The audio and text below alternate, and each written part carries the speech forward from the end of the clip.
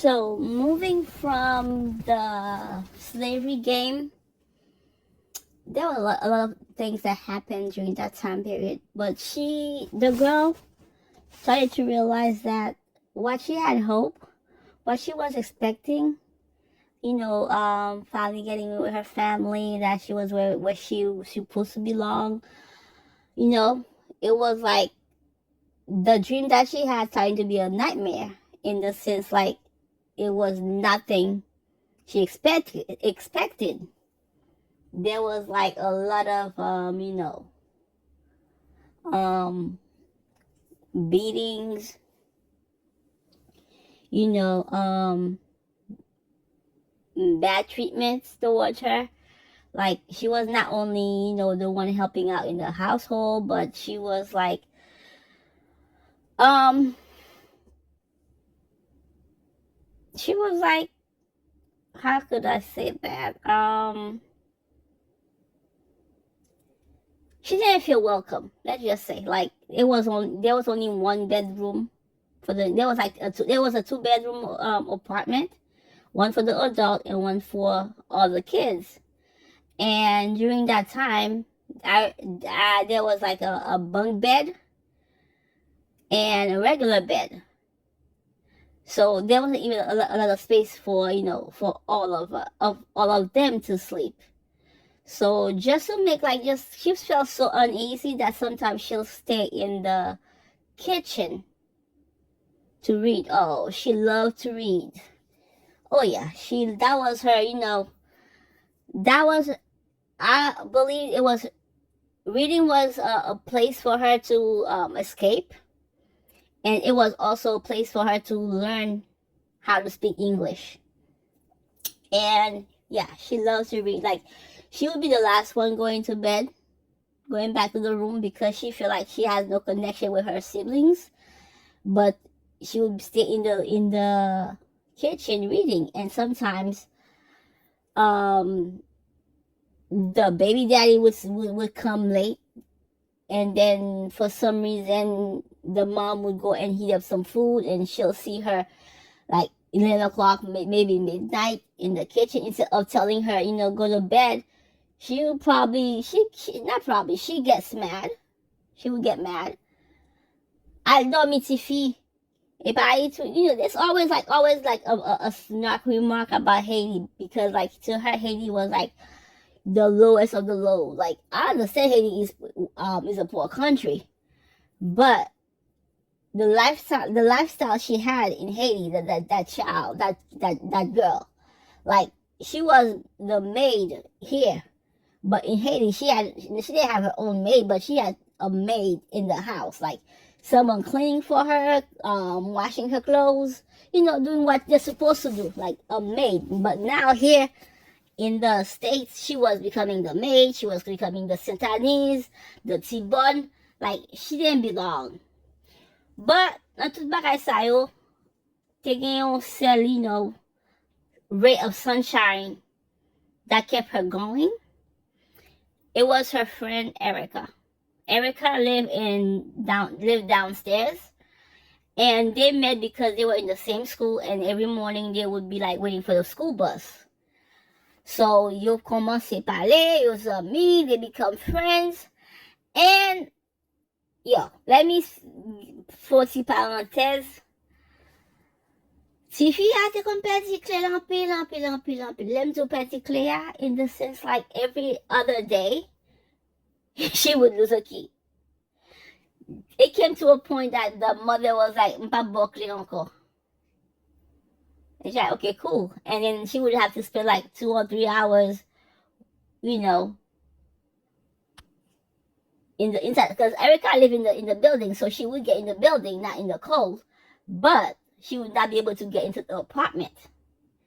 So that's how it usually is. But I guess like when the mother realized that if she didn't give her a key, her poa would not be already set for cooking. Her meat would not be, what she wanted to be done before she come home would not have been, be set. So she would sometimes, give in, make a copy and give it to her. But even that, like, it would, like, within 2 days, Clay a perdu. Clay a perdu. So, not tout bay sa, so Erica te toujou avek ti fia. You know, so between 1 o'clock and 3 or 4, le maman entre. So, she spent with Erica. You know, Erica te gen, like, you know, a skate. So, they would skate in the hallway, na apartment, na building na. And then maman vin, li monte an le a. You know, si perdi Clay a, se gen Clay pou l'entre la kali. But te yon bagay maman te kon fè souvan, like, that lady, like,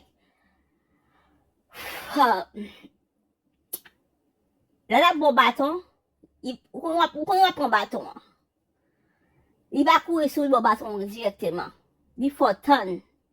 Like, sou perdi Clay a, li ouve potay bon ga, like, that look. Like, that's a look. You can't really explain how that look. She gave you that look. And I was told by my son that I have a look. But I don't know. Yeah, she gave you that look. Like, you're in trouble. But when she gets to her apartment, she'll get undressed. Yeah, she'll be cooking nude, naked. She'll be like nude. She'd go in the apartment, get undressed, cook for a whole hour, because she cook fast, like 45 or an hour, cook. Tout le sa ou même nan ko sote kon wap mon baton. But she'll make you wait for the baton. She'll make you wait. Oh yeah. So cook. If need, feed her kids. And then, you know, talk on the phone, do what she has to do, and then after, she will call you, and then now you can expect delivery of said baton. When I said baton, it wasn't belt, since you won't, or anything like that. It was like extension cord. Like wires behind cable cord, like the one you put, like, you know, not even the DM, you know, right now we have like a HDMI cord. It was something like that, but it was like the cable cord. Like, she would like unscrew behind the TV. And you better bet, like, yo, yeah. So the baton was coming anyway. So with that, the girl was like forming a friendship with Erica. She has become her best friend. And, you know, stay with her, whatever. Talk about everything that happened, like, you know, things. But through that, because of Erica, she has had, like, help from Erica's mom, because a couple of times, at that time right now, there's a baby in the picture. There's a newborn in the picture, you know? So sometimes, a couple of times, like, around like 6 o'clock at night, I don't know if it's like, si fase maman fatigué from work, li pa anvi al nan store, ou bien she thought she had milk somewhere, and then baby a fin boilet la, and then boom, when it was time to feed the baby, there's no more milk. It happens often. So, you know, guess who has to go get the milk? The girl, the 9-year-old. And I think at the time she was like 10, almost 11. And like I said, they live in a freaking bad neighborhood. On quartier côté, there's drive-by shooting all the time. A girl in the same apartment died. I think her name was Denise. Died. Drive-by. Rapes. Prostitute. Gangs. Nan quartier. On quartier. Même nan la journée ou pe marcher quelque côté. Because it was like a bunch of buildings, row to rows, but like there was a big field in the back, way in the back. And between those buildings, there were things going on, you know. So son quartier ou pe marcher nan mitan la journée, ale we pou nan nuit. So laisse arriver pour à 6, 7, 8, you know. pour appeler pour apprendre un petit monde 8 ans. Ah, I'm saying 8 ans. Pour apprendre un petit monde 9, 10, pour l'acheter une lettre, et ou pas parler avec lui. She wouldn't dare send her, like, the other siblings with that child. Only her. I guess she was like, a disposable good, something like, si va arriver, qui va pour affecter, because she was the only one who went there. Because I would think, like, you might from ça, like, okay, ou ka fatigue, ou pa vle leve, kite ti moun yo, the next speaker, Avel, but no, it always her. And that the first time it happened, whew, the girl went downstairs to Erica's house and asking her if she can come to the store, go to the store with her. And of course, Erica's mom was like, "No, she's not going anywhere." But she had that look of surprise, like, why would you even go? It's late. What you doing? So the girl explained to her, like, the baby sister needed milk, and her mom, whatever. And then the lady said, "I'm sorry, but Erica can't go." And then the girl started crying. Commence à crier, like, because she's a kid. Come on, she's a freaking kid. Even though Haiti ou prend Haiti pour un bagay, she's a freaking kid. My son is 17, and I would not let him go and take the trash out past 8 o'clock. I didn't want to fool in. 10 years old. Why would I lâche ton lettre? Pour contrer nos quartiers comme ça. Anyways. So, but the mom was like, Erica's not going. And when the little girl started crying, she took, she put on her coat and she said, I'll go with you. And she, she went to the store with the girl, but she did make sure that her daughter stayed in the apartment. She went to the store with the girl, got the milk, and come back. She didn't say much because she wasn't, like, really talkative to the girl. It's just like, all she knew, I think, was like the girl was like Erica's friend. And she feels sorry for her for some time, I think. And as I was about to, when we was getting to the building, I was like about to go upstairs. She said, "Listen, if that ever happened again, you can always knock at my door." And ever since then, like, I knew I had someone who may not have been blood related, but someone who there was something bad to happen to me. Oh, why am I fucking? Someone there, I'm sorry, I keep saying me, but it's not that. But at that time, like, I'm just picturing myself in that little girl's space. So, like, she felt like, that she had someone, like, something happened to her. It might not be her daughter, her blood, but, it would hurt her. Because she said to her, the girl, like, if whenever you're going out at night, you can always come knock at my door. So it happens a couple of times where, like, it would be like, it's always for milk or water.